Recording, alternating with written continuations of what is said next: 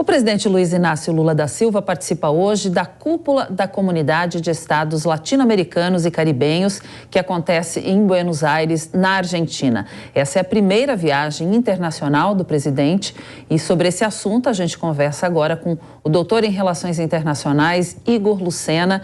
Bem-vindo, Igor. Boa tarde para você. Boa tarde, Cláudia. É um prazer estar aqui com vocês. Prazer é nosso em recebê-lo mais uma vez.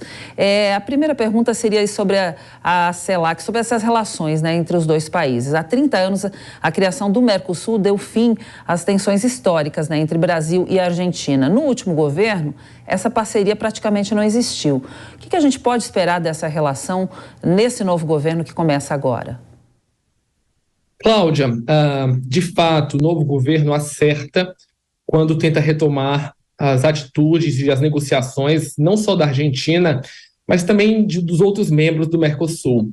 Lembrando que o Mercosul está um pouco estagnado do ponto de vista de políticas comerciais fora do próprio bloco.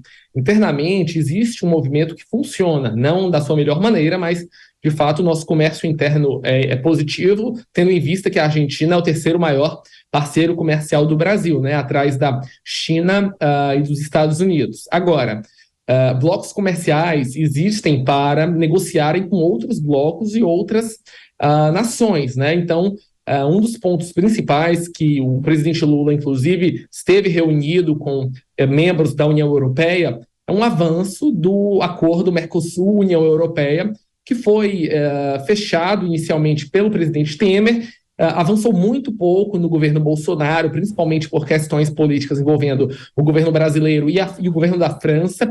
Agora pode ser destravado, e eu acho que esse é um dos pontos fundamentais que tem que ser negociado com o presidente Lula. Agora, é importante também dizer que o Brasil sofre uma grande ameaça. Na década de 90, os Estados Unidos queriam fazer a Aliança de Livre Comércio das Américas, o Brasil impediu isso, né, tentou protelar, e o que aconteceu foi os Estados Unidos fazerem acordos bilaterais com quase todos os países, menos o Brasil. Agora, a China já ameaça fazer um acordo com o Mercosul, né, já coloca a possibilidade, e que se não fizer, vai fazer unilateralmente com os outros países, o que seria devastador, não só para a influência geopolítica do Brasil, mas principalmente para a indústria brasileira no Mercosul. Então, temendo essas novas mudanças geopolíticas, eu acredito que o presidente Lula vai tentar, de alguma maneira, colocar os outros países mais próximos dele e tentar negociar em bloco e não individualmente. Igor, para essa entrevista a gente conta também com o Diogo Schelp. Bem-vindo, Diogo. Boa tarde a todos. Professor, durante o governo Bolsonaro, houve um afastamento do Brasil em relação a instituições multilaterais, regionais, como a Unasul, a própria CELAC, que o Brasil foi retirado, né, 2 anos atrás dessa organização, e agora com a retomada, né, com a volta de Lula ao poder, há essa perspectiva de retomada. No entanto, algumas dessas organizações são identificadas com aquela onda vermelha, ou onda rosa, muitos dizem, de anos atrás. É o caso da própria Unasul, que era um projeto, basicamente, de Hugo Chávez. A retomada dessa presença brasileira dentro dessas organizações significa uma guinada à esquerda regional, ou é possível fazer isso sem que pareça haver, digamos assim, uma prioridade ideológica nas relações regionais? Boa tarde, Diogo. É um prazer estar falando com você. Bom, no meu ponto de vista, parte sim dessas instituições tem um viés mais à esquerda e uma visão ideológica desse caso. Entretanto, o Brasil tem que usar um pouco do pragmatismo. Se nós estamos reentrando nessas organizações com motivos puramente ideológicos, isso não vai dar certo. A gente está vendo que não só na Colômbia como no Chile, os governos mais à esquerda estão com diversos problemas oriundos de respostas econômicas que não são dadas pelos governantes. Tanto Petro quanto Boric estão com sérios problemas porque prometeram mundos e fundos do ponto de vista econômico e não conseguiram entregar para a população.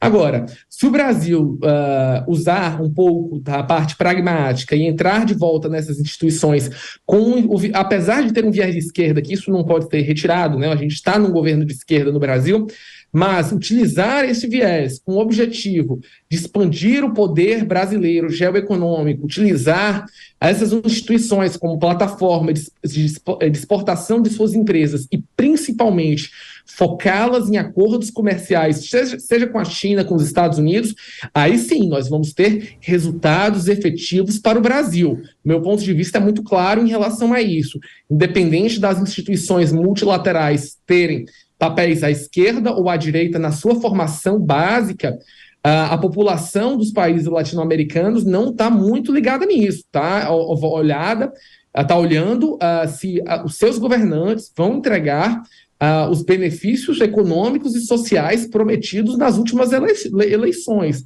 Eu acho que esse é o ponto fundamental. E lembrando que no cenário geopolítico que a gente está vivendo, a China e os Estados Unidos vão entrar bastante forte na América Latina. Há um reposicionamento global do nosso continente, principalmente porque a política internacional China Plus One vai fazer com que cadeias produtivas mundiais se tornem cadeias produtivas locais. Então, é um certo momento de oportunidade. E para o Brasil, o pior de não se movimentar é perder essas oportunidades. A China ganhou um protagonismo muito grande na Argentina nos últimos anos, e se o Brasil não conseguir, de fato, utilizar o multilateralismo existente dessa plataforma mais à esquerda para impulsionar o seu comércio, vamos ter bastante problemas do ponto de vista geopolítico a longo prazo. Então, na prática, o que precisamos é estreitar esses laços, que são laços históricos, e tentar, de alguma maneira, negociar como líder regional com as grandes potências, União Europeia, China e Estados Unidos. Caso contrário, a gente vai ficar apenas em palavras. Igor, falando aí em relação à mudança no clima que tende a ganhar cada vez mais atenção daqui para frente, em relação à transição energética, o que a Argentina tem a acrescentar? Olha, a Argentina é um dos grandes players internacionais dentro desse contexto, é um grande produtor de gás. Isso significa que a sua produção de gás vai ser estimulada. E eu não diria só Argentina, a gente também tem um processo muito grande no Chile. A gente precisaria hoje, basicamente, do dobro da produção de cobre chileno para fazer uma transição energética de baterias, carros e equipamentos. Isso vem sendo muito contestado pelos processos de empresas de financiamento, já que existe um dano na parte também de exploração. A Argentina, que precisa aumentar a sua exploração de gás, principalmente para a produção de veículos a células combustíveis na Ásia, e também pode ser um importante player para a substituição da matriz energética da União Europeia. Lembrando que o Mercosul pode exportar gás não só da Argentina, mas também da Bolívia, se for aprovada a sua entrada no país. Então, a gente está vendo movimentos que são importantes dentro de um cenário geopolítico. Agora, a Argentina passa por um crunch, né, muito complicado de financiamento internacional. Agora mesmo, o presidente Lula falou aí sobre uma possibilidade de moeda única, depois isso foi revertido para um sistema de trocas, onde possivelmente seria utilizado técnicas de financiamento para exportação argentina, e que isso poderia entrar com sistemas de garantias dos recebíveis de gás. Então, a gente está esperando também um pouco entender o que, de fato, são os planos econômicos do Brasil para a Argentina. Por um motivo muito simples: essas políticas de exportação deu, em alguns cantos, certo e outras erradas.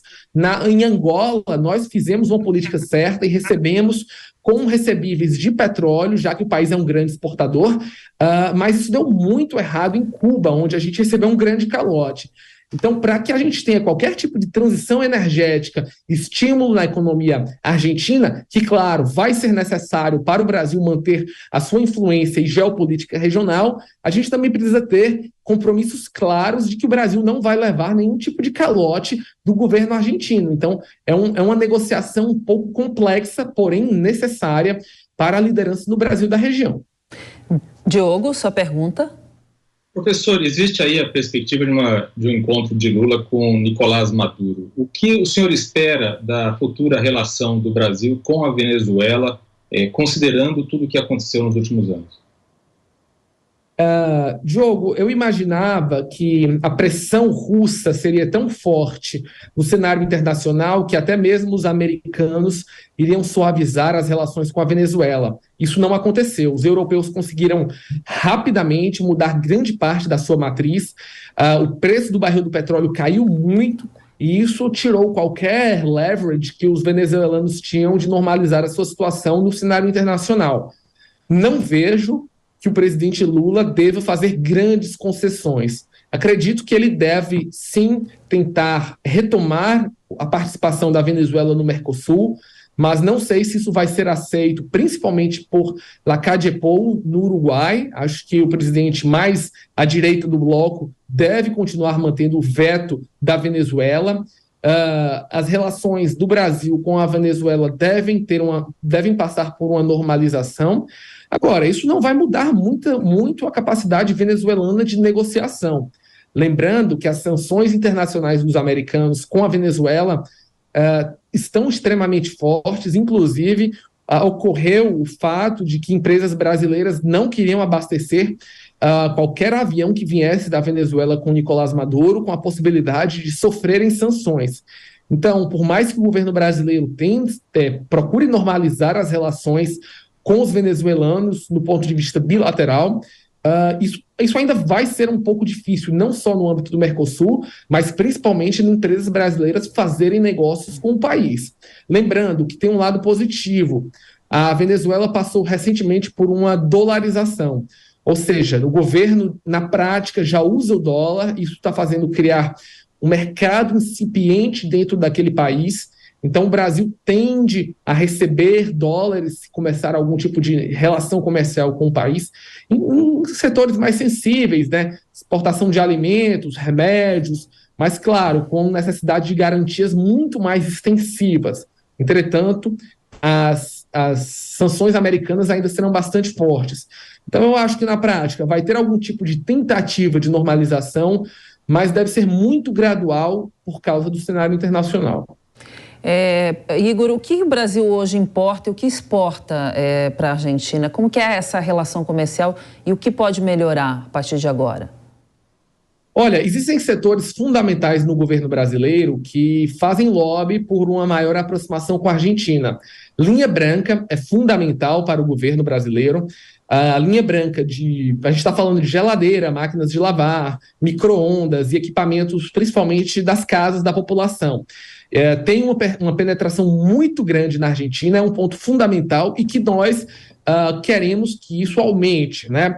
Do ponto de vista também de exportação, calçados, principalmente para a região do Rio Grande do Sul e o Nordeste. A região, por exemplo, do interior do Ceará é um dos grandes polos calçadistas do Brasil, se eu não me engano é o terceiro maior, e pode se beneficiar de uma maneira muito grande com um aumento de negociações com a Argentina. Por outro lado, parte dos nossos automóveis de uma categoria um pouco mais de luxo, sedãs, vem da Argentina. Isso também pode se melhorar a nossa relação comercial, e máquinas agrícolas também são mandadas para lá. Muitas máquinas agrícolas produzidas no Brasil vão para a produção de trigo na Argentina. Então, essas pautas serão pautas prioritárias em qualquer tipo de avanço em negociações com a Argentina. E também é uma pauta complexa, porque esse tipo de produto também é uma pauta que os chineses querem entrar com grande força no Mercosul. Então, isso é algo que deve ser debatido entre os dois presidentes daqui para frente. Bom, Igor e Diogo, eu peço para os dois aguardarem um pouquinho. A gente vai fazer uma pausa bem rápida e volta já. Fast News voltando agora, a gente estava conversando, vamos retomar essa conversa com o professor Igor Lucena e com o Diogo Schelp sobre as relações de Brasil e Argentina, já que o presidente brasileiro está lá hoje e ele segue inclusive depois para o Uruguai, né, Igor? É uma relação, Mujica com o Lula tem uma relação muito próxima. O que a gente pode esperar dessa relação com os governantes mais da esquerda agora, a partir dessa nova gestão? Bom, o desafio, cada um desses governantes da América Latina está passando por desafios bastante sérios, né? A gente está vendo mudanças constitucionais no Chile, Você viu a Argentina com a inflação chegando em 100%, o Peru basicamente com instabilidade política incontrolável. Então, apesar desses governos terem sido eleitos pela esquerda, e obviamente logo após a pandemia, e isso é engraçado, porque antes da pandemia nós tivemos uma onda mais à direita, né? E durante a pandemia tudo ficou bastante complexo para esses governos e a gente viu uma mudança de governos para governos mais à esquerda, principalmente pelas pessoas realmente revoltadas pelas dificuldades sociais e econômicas causadas pela pandemia. Entretanto, os principais efeitos econômicos vieram pós-pandemia. Então está sendo difícil para esses governos mais à esquerda, de fato, entregarem resultados de uma maneira tão rápida, na velocidade das redes sociais. E por isso o presidente Lula está tentando fazer acordos regionais, encontrar algum tipo de common ground entre os problemas desses países e principalmente mostrar uma certa visão de protagonismo na região. Entretanto, não será um desafio fácil. A gente está vendo um cenário onde taxas de juros no mercado internacional são muito altas e continuarão altas, a inflação continua alta e a quantidade de investimentos na América Latina não deve ser tão grande quanto se imaginava. Então, dentro desse contexto, o presidente Lula vem tentando retomar um pouco do protagonismo dos seus 2 primeiros mandatos.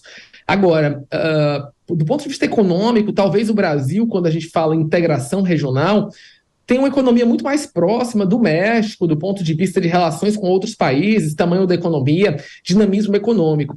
Então, o que fica mais complexo é que esses países menores da América Latina, eles têm um sistema de protecionismo ainda muito grande, e esse sistema de protecionismo nacional torna difícil esses processos de integração. Até mesmo dentro do Mercosul, a gente teve um grande acordo externo feito com Singapura. E acho que a melhor maneira, de fato, da regionalidade ajudar o desenvolvimento econômico dessas nações é com acordos como o Mercosul e a União Europeia. Internamente, a situação, a gente passou 20 anos, 30 anos e avançamos muito pouco. Então, mesmo com governos de esquerda, eles ainda têm problemas, de fato, de conseguirem abrir suas economias e para acordos regionais locais. E tudo isso também vai ser um grande desafio para o presidente Lula. Vamos voltar a falar com o professor Igor Lucena. Professor, essa situação aí dos Yanomami é crítica, degradante, imagens chocantes que a gente viu neste fim de semana, mas que já se sabia que aconteciam, mas nada vinha sendo feito. Agora o governo Lula acusa o governo de Bolsonaro de omissão. A gente viu que 49 crianças que morreram e muitas que continuam lá à beira do caos. Como é possível resolver, coacionar essa relação e cuidar dessa população que precisa tão urgentemente da ajuda de um governo, de uma autoridade? Lembrando que o garimpo é a principal causa da crise lá nessa região, né? Olha, Cláudia, a situação é bastante complexa, não acredito que seja simples de ser resolvida. Eu acho que, primeiro, tem que ser feito o que está realmente sendo feito, né? Você está vendo um avanço de médicos, de emergência, de equipamentos, equipamentos médicos, remédios, alimentos, tudo que seja necessário para você tirar essa situação dos indígenas de uma situação de miséria, né? Você está vendo essa população totalmente abandonada. Agora, do ponto de vista prático, o que precisa ser é uma política que tenha um monitoramento constante do que está acontecendo dentro dessas regiões e também de um sistema de defesa dessas aldeias, né? Você tem que ter um ordenamento jurídico do ponto de vista do que pode e que não pode ser explorado, em quais regiões, em como isso pode ser feito, como isso pode ser fiscalizado. Isso tem que ser feito à risca, né? Você tem populações que estão em situações extremamente de risco e que aparentemente não havia um controle sobre os efeitos predatórios de atividades ilegais na região. Se, por um lado, é necessário que haja a investigação de omissão, possível omissão, ou até mesmo qualquer tipo de conivência com essa situação, por outro lado, a gente não pode ficar também preso a uma solução emergencial. Precisa ser uma política de Estado de longo prazo para que esse tipo de situação não ocorra no futuro, independente do que aconteça. Ou seja, uma política que não seja capaz de ser desmontada e que também seja perene. você tem no Brasil, por exemplo, um sistema de arrecadação de impostos que não importa que o governo mude, o sistema é de Estado e funciona perfeitamente. Então, por que a gente não pode ter uma política de Estado que, de fato, resolva problemas sociais de uma maneira pura e direta e simples e contínua? Isso é o grande questionamento da grande maioria da população. Diogo?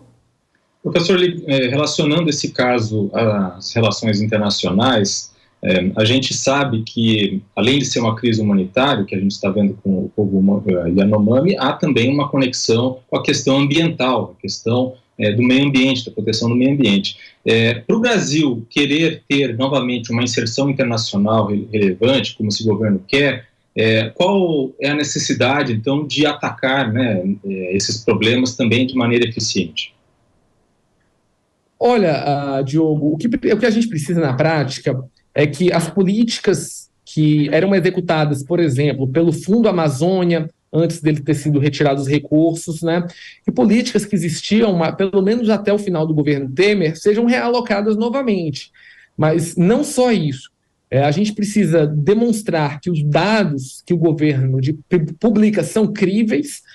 Eu acho que esse é um ponto fundamental, e principalmente de que o governo possa explicitar como essas políticas estão sendo feitas. Essas cenas que a gente mostra, né, que estão sendo feitas dos atendimentos, né, da recuperação, e em breve a gente vai começar a ver cenas de prisão de equipamentos, né, garimpeiros ilegais, todas essas atitudes que o governo federal vai começar a refazer ou fazer, elas têm que ser de uma maneira muito extensiva, publicizada no cenário internacional, para mostrar que, de fato, a gente não está só falando da boca para fora, a gente está, de fato, tomando rédeas e atitudes de prevenção de desmatamento, de manutenção de áreas que são preservadas, e que há, dentro de parâmetros científicos, um controle dentro do sistema amazônico. Se nós não fizermos isso, tornará muito difícil a nossa inserção. Agora, a gente tem alguns fatores positivos, como o INPE sendo voltado a ser trabalhado profundamente com a ciência, a Noruega voltando a realocar recursos no Fundo Amazônia. A gente deve ver isso novamente com a Alemanha. Então, são bons sinais, e outros players internacionais. Lembrando que não só a nossa inserção internacional estava em risco, mas, fundamentalmente, as novas regras de exportação da União Europeia também colocavam em risco as exportações do nosso setor agrícola, que é o responsável fundamental pela manutenção da nossa balança comercial. Então, o setor de meio ambiente e preservação deve ser tratado de uma maneira tão importante como a nova política econômica. Voltamos agora a conversar com o professor Igor Lucena. Temos tempinho para uma última pergunta sua agora, Diogo. Professor, a gente viu aí a reportagem e a gente sabe que nos governos anteriores do PT havia uma crença na multipolaridade, né? E o Brasil seria um dos polos desse mundo multipolar. No entanto, a gente está vendo agora uma realidade bipolar, uma disputa entre Estados Unidos e China. E naquela época, o Brasil abriu muitas embaixadas, expandiu muito as suas capacidades internacionais. O senhor acredita que a gente vai ver isso novamente? Por exemplo, houve até abertura de embaixada na Coreia do Norte. Vamos ver essa super expansão novamente? Diogo, eu não acredito que a gente vai ver uma super expansão, mas há um claro objetivo do governo de expandir na visão de Cone Sul e de nações em desenvolvimento com uma perspectiva. Eu não acho que a gente vai ver Coreia do Sul, mas Coreia do Norte, mas eu acredito que países africanos serão um foco do Brasil, lembrando que nesse século, o continente que mais vai crescer economicamente vai ser a África, principalmente com o desenvolvimento da União Africana e a sua zona de livre comércio. A participação do governo em embaixadas, acredito que vai ter um ponto de crescimento, mas não acho que vai ser um super crescimento. E, por outro lado, eu acredito que a gente está entrando em um mundo chamado um pouco de tripolar, né? Eu acho que existe uma zona de influência clara dos Estados Unidos com outros players como a Coreia do Sul, o Japão, o Reino Unido, a Austrália e a Nova Zelândia. Por outro lado, você tem esse bloco sino-russo que puxa muito os países mais ditatoriais, principalmente do Oriente Médio. E, por outro lado, existe um bloco que fica aí no meio termo e tem interesse dos dois lados, que é a União Europeia, tem seus próprios interesses com a China e também outros com os Estados Unidos, exercem uma grande influência na África e tentam exercer na América Latina. Eu acho que o ponto fundamental do Brasil é que nessa visão tripolar de mundo, o Brasil tem interesses com esses três grandes blocos, mas ao mesmo tempo foca no multilateralismo com nações emergentes. E ao mesmo tempo que temos participações históricas com esses grandes blocos, o Brasil vai conseguir navegar nessas águas muito complexas. E em situações até mesmo difíceis, né? Os Estados Unidos devem pressionar o Brasil para atender às exigências de pressão contra a Rússia, mas não acredito que o Brasil fará isso. Não há nada que ganhar economicamente do Brasil de entrar em sanções internacionais, tal como a Índia. Mas, por outro lado, nós também temos interesses com os russos, temos interesses com os europeus para fornecer matérias-primas, e o próprio acordo Mercosul-União Europeia, e os Estados Unidos querem ter mais influência nas empresas brasileiras. Então, de uma certa maneira, eu não vejo o Brasil como um grande player mundial, mas ele tem uma relevância muito importante na América Latina, que não é desprezável, não é desprezível por nenhum dos grandes players. Então, isso coloca a gente num ponto importante em uma grande disputa internacional por mercados consumidores e influência regional. Ok. Professor, obrigada aí pela sua entrevista. Igor Lucena, doutor em Relações Internacionais. Uma boa tarde, seja sempre bem-vindo, uma boa semana.